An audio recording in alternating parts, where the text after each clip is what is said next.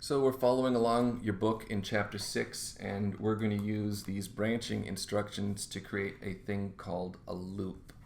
A loop is a piece of code that repeats itself using the branching a given number of times. And the way that we do this loop, the way that we do this example from your book is you're going to enter a number like 5, and then it has to be followed by 5 different numbers. So in this case, I've got 5 ones. It's going to add those numbers together, and it's going to produce as output their sum, would be 5 in this case. So if those 5 numbers were like 1, 2, 3, 4, 5, then I would add them up and I would get 1 plus 2 is 3, 6, 10, 15. The sum that got output would be 15. So those are a couple of test cases. It's important to kind of work out an example of what you think correct output should be before you dive into code. Now I'm going to dive into code. We are going to follow this normal pattern of branching to a label called main and then defining the data up above it. The data that we're going to need is we're going to read in a limit value, and it's going to come from the user, so we're going to allocate 2 bytes for it. And we're going to have a counter, and our program is going to keep adding 1 to the counter until it equals the limit, and then it's going to stop. So our counter should start off as the value 0. In addition to that counter, each time we read a value, we're going to add it.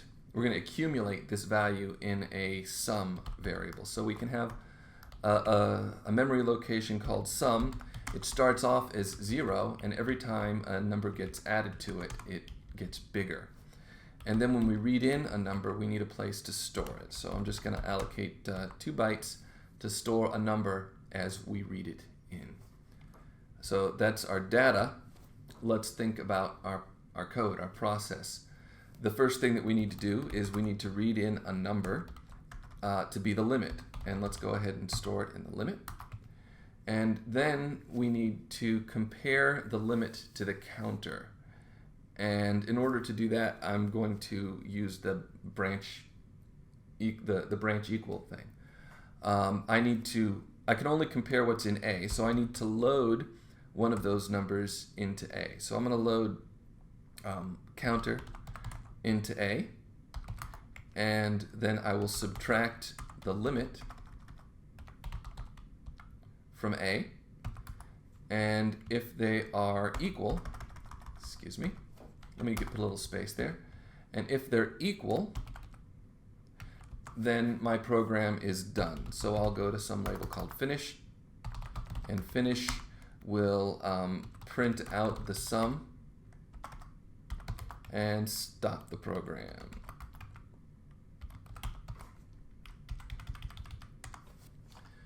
Now if they're not equal, then I need to read in a number and add it to sum. So I'll go ahead and read in a number. I'm storing it here in num. And now in order to add it to sum, in order to add things, I'm going to need to store them in a register temporarily. So I have to recycle A. So I need to load sum into A, and then I can add the number to A. And since I'm using A to store the counter later, I need to write that back out into the sum. So now that I'm done with it in A, I can store it back out to the sum. So this 3 values increment the value stored in memory at sum, using A as sort of a temporary place to hold stuff.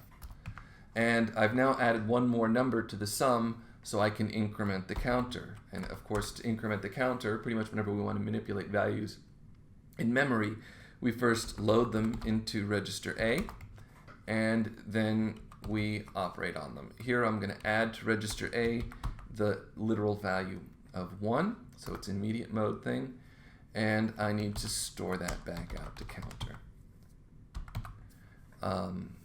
So here I've set counter equal to counter plus 1, and the next thing that I need to do is repeat this code.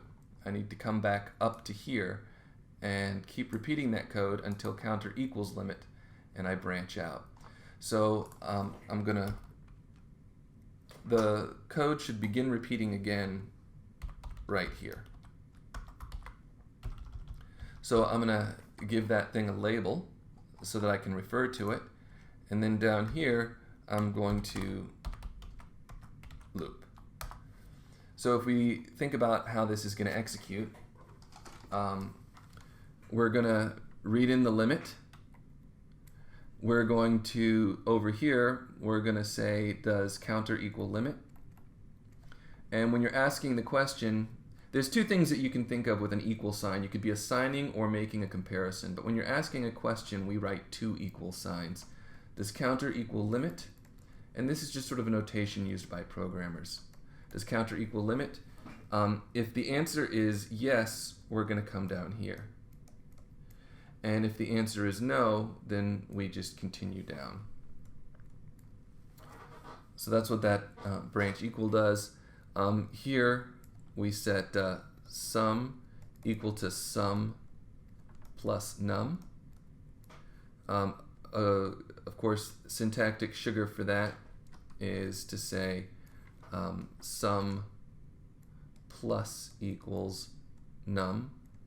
So this plus equals operation is shorthand for sum equals sum plus num. And then here we have counter plus equals 1. So that's what that sequence of code does. And we even have a shorthand. This is called syntactic sugar. When programmers are too lazy to write something as short as that, so we write plus plus. So that means add 1. It's such a common operation that we write plus plus to increment and plus equal to add values other than 1. And then double equals for comparison. Let's see if this program is correct.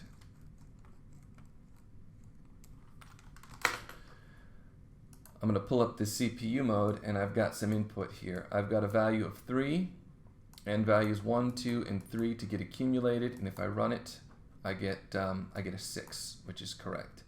Let me try some other values. If I do 5, 1, 2, 3, 4, 5, and I run it, I get a 5. And let me just do it. If I do the values 1, 2, then 3, then 4, then 5, that's 5 different values. Their sum should be 15. This appears to be correct. If you'd like to get more insight into how this works, you could try to step through it and watch the memory. But I'm going to end this video now. We've seen this loop pattern. Important parts of it, I'll just circle them. The really important parts is that you have a label and then a branching instruction that brings you back up to a piece of code you've already executed before. And then you have to have some sort of a sentinel, some sort of a block of code that lets you escape, right? So that gets you out of the loop when you're done. It's pretty common to have a counter that goes up to a limit, and then you increment that counter at the end. In fact, this pattern is so common that we're going to find out that other languages would call this a for loop. So you can remember that. This is called a for loop. And then here's kind of the body of the loop right there. All right.